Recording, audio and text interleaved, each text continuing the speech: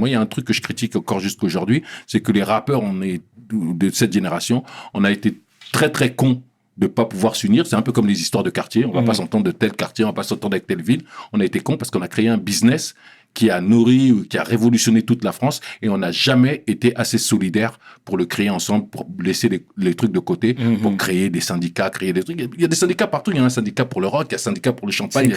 Il y a que dans le rap où c'est no man's land.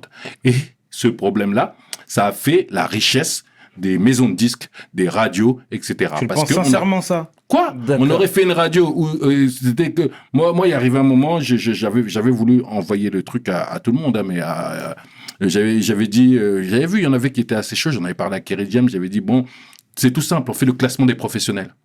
Vous là-bas, la Mafia Quinfree, vous envoyez une note sur tel album.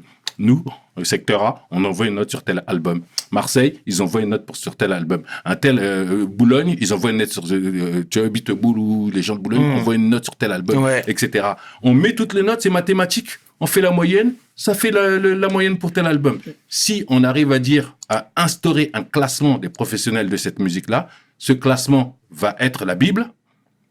Et ce classement va influencer tout, les radios, les magazines, etc. Mais c'est un classement, c'est mathématique. Hein.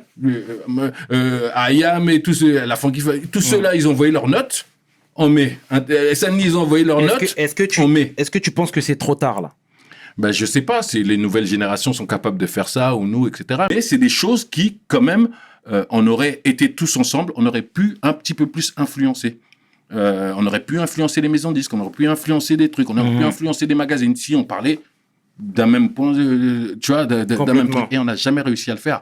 Et dans un truc où on aurait été un peu plus unis, on aurait donné cet exemple à nos petits qui nous suivent, ben, je pense il y aurait moins de clash, moins de trucs, et on contrôlerait plus notre musique, et il y aurait plus à gagner pour des émissions comme la tienne.